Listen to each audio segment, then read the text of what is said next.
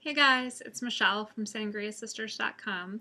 I'm recording my 10 months out from roux-en-y gastric bypass journal entry.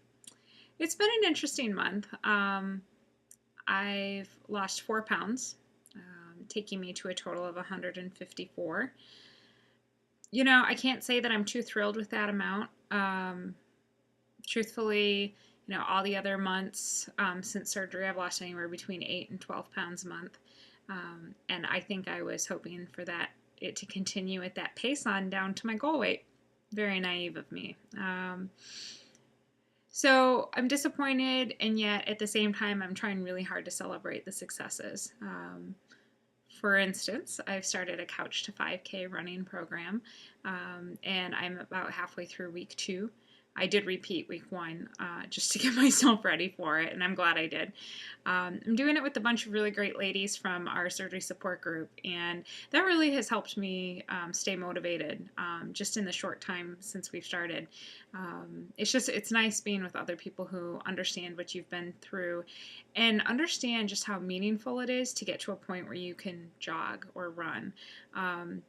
I don't think anyone quite understands just what that means to somebody who's been as high of weights as we've been in the group. So it's a pretty powerful experience. Mobility, everything just keeps getting better and better. It's really awesome. I feel my legs getting quite strong. Kelly did this, created the stair challenge for us. I hope some of you have been participating in that.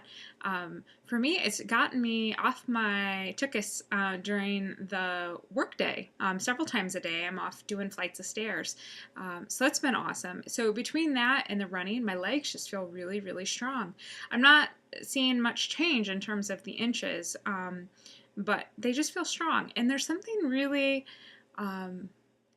pretty awesome about feeling like having strong legs. I don't know if it's just that they carry you through your life, and the strength that you feel in them is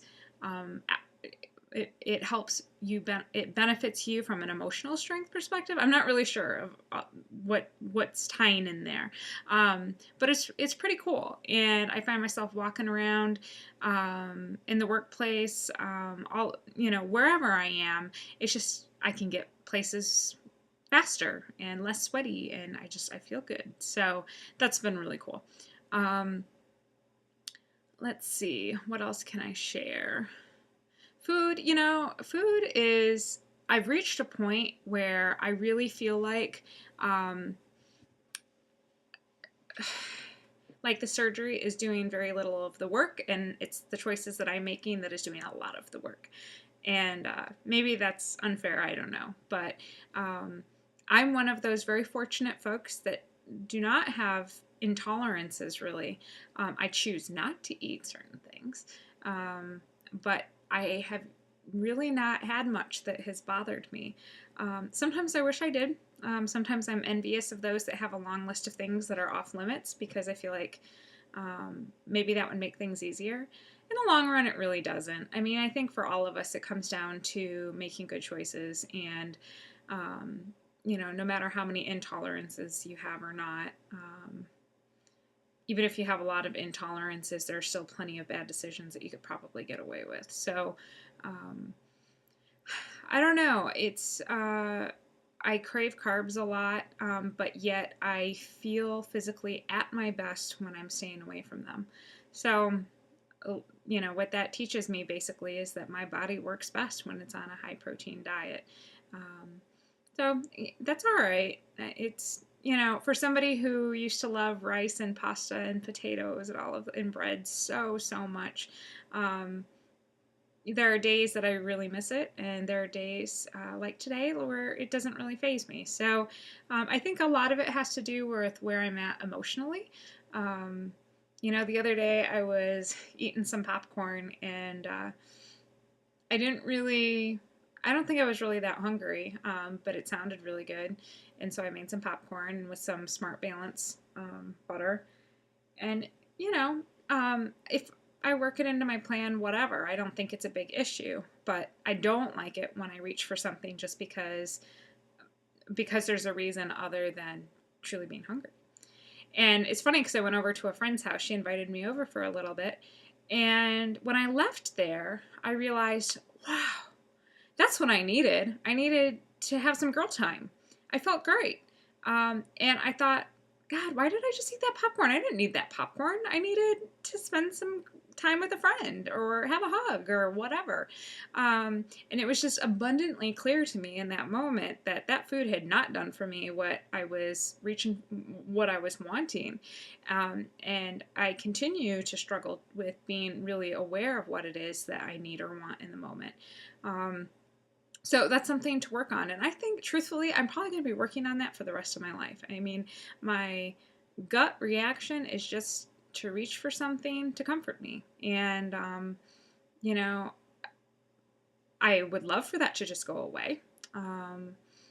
But I think I'd be wasting a lot of time if I was just praying and wishing for that and not doing the work of changing the habit the best that I can. So, really, I don't think that there's much else to report. It's coming up on a year. I've got 2 more months and I'll be a year out, and I would really, really like to be under 200 pounds. To lose 26 pounds in 2 months, yeah, I don't think that that's going to happen. And then I push that deadline back and say, well, I'd like to have done that by the end of the year. And then I think, God, it'd be really cool to lose that by my 30th birthday, which is in January. So I keep playing those games with myself. And, those goals, they're great if you can use them in a healthy way. Kelly and I have talked a lot about setting expectations for ourselves, or not expectations, but goals or deadlines for ourselves, and how we don't tend to do so hot with that. We just puts a lot of pressure on us and causes a lot of anxiety. And, what happens if you don't meet it? Does that mean that, your hard work didn't count? No, of course not.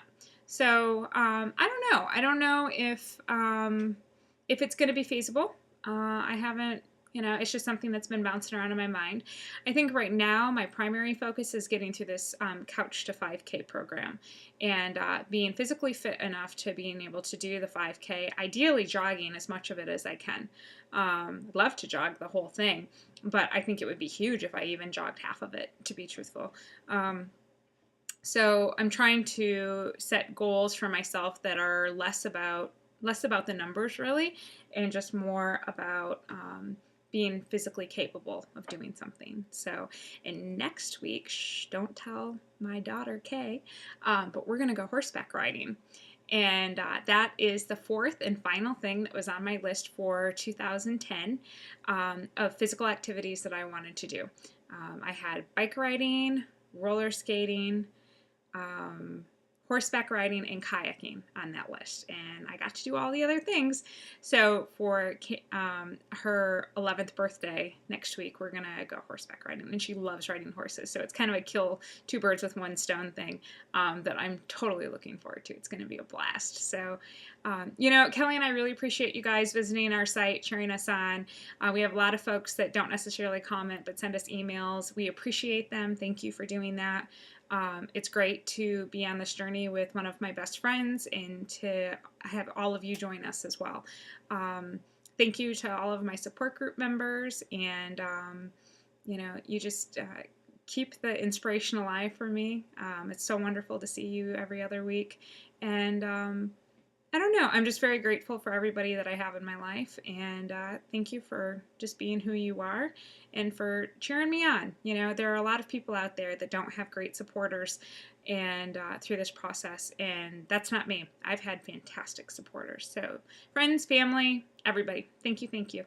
And we'll see you in a month.